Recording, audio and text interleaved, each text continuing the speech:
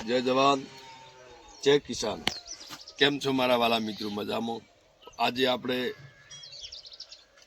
તમાકુ વિશેની વાત કરીએ તો તમામ મારા ખેડૂત મિત્રો અમુક જગ્યાએ હું પણ ખેતરમાં જોઉં છું, હજી તમાકુ વળી પણ નથી ને હજી આટલી છે તો પણ ખેડૂત પણ રાહ જોઈ રહ્યા છે કે આપણે તમાકુજી થોડા 5 દિવસ જવા દો ને પછી આપણે વાળીએ। 5 દિવસ હવે જેમ જેમ તમે દિવસ જવા દેશો તો તમે કયા નુકસાનમાં આવશો ખબર છે કે ગરમી દિવસ આવી ગયા તો ગરમીની અંદરમાં તમાકુ ડળ બી ઓછો પકડે। આ બાજુ ગરમી હોય, આ બાજુ આપણે પણ ખાતર આપેલું હોય એટલે બે વયનું ભેગું થાય। એક ખાતર બળ આપતું હોય, આ બાજુ ગરમી પણ બળ આપતી હોય એટલે તમાકુ જેટલી લેટ વળે એટલું આપણને બી નુકસાન છે। અને મારે 10 વીઘાની અંદર છે પણ એક ટકડું મેં ઉતરણ દાખલા તરીકે ઉતરણ આવી એટલે મેં વાળી દીધું હતું તો આજે વાળ્યાને મારે તમાકુ મતલબ 4 વીઘામાં મેં વાળી દીધી હતી તો એ તમાકુ હું તમને બતાવું કે ડળ કઈ રીતનો। અને હમણાં તાજી વાળી છે એ કાલે એક ટકડું વળી રહ્યું 3 વીઘા જેવું, એક 3 વીઘા જેવું વાળવાનું ચાલુ છે એમ હું તમને બતાવ્યું। જો રાહ જોતા એમને 1-2 માણસ ઓછું પડે એટલે ટાઈમ પણ વધારે નીકળી ગયો છે તો હું તમને તમાકુ મારી 25 દિવસ વાળ્યા છે એમને હું બતાવું તમને। પોંદડું આ જોઈ લો, આ ડળ આવી ગયો છે જુઓ આ બધું, અને ઠેઠ સુધી આ પોંદડું લટી ગયું છે ને હમણાં વાળી છે એ તાજી વાળી છે એ પોંદડું નહીં લટ્યું હોય તો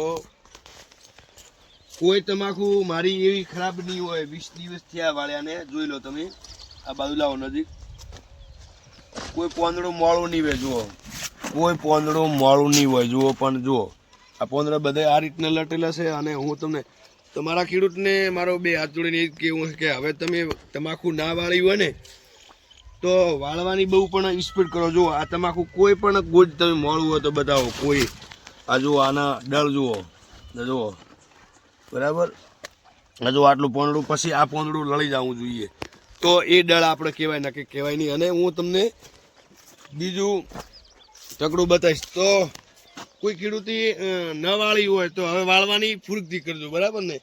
તો આપણે ગરમી દિવસ પણ આવી ગયા છે તો હું તમને બતાવીશ કોઈ છોડ તમને કોઈ પણ મોળું જોવા નહીં મળે। જુઓ આ બાજુ જુઓ, કોઈ છોડ મોળું પણ નહીં પાડવા મળે તમને, કોઈ છોડ મોળું નહીં હોય।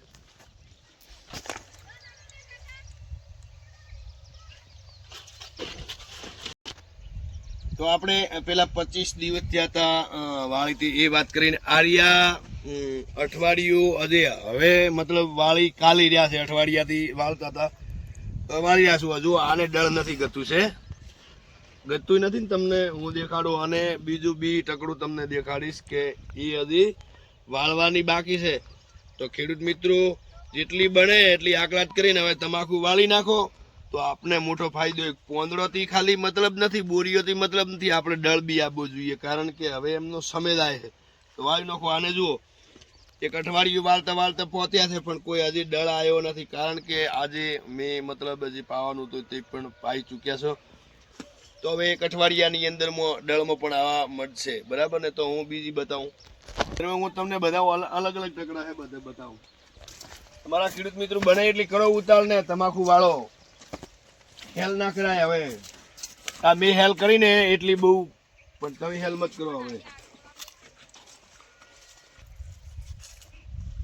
તો આપણે દાખલા તરીકે પહેલું, બીજું, ત્રીજું અને ચોથું, આ ચોથા નંબરનું ટકડું તો આ જુઓ હવે આ શું ડળ પકડશે આપણે આજ વાળવાનું ચાલુ છે। આ બાજુ જુઓ વાળવાનું ચાલુ છે, પેલા ખૂણે વાળવાનું ચાલુ છે મથેરા છે આઈ મારી છે પણ આ કહેવાનો મતલબ હવે કેટલા લેટ છો તો આને આ ઓમ વાળવી પડશે કારણ કે પછી દિવસે જેમ દિવસ જાય એમ ડળ પણ શું આવશે તમે જુઓ બધી ઓમની ઓમ ઊભી જોઈ લો બધી જો બધી ઓમની ઓમ ઊભી વાળવાની। આ ડળ નથી આપવાનો, આ આપણી મજૂરી 50% રહેવાની છે, 50% સક્ષિત થાય તો બરાબર ને કે આનો ડળ કોઈ આપવા નથી તો આપણે જોઈ લો બધી તમાકુ બરાબર।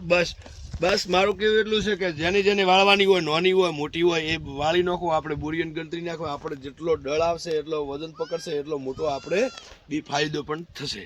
જય જવાન જય કિસાન।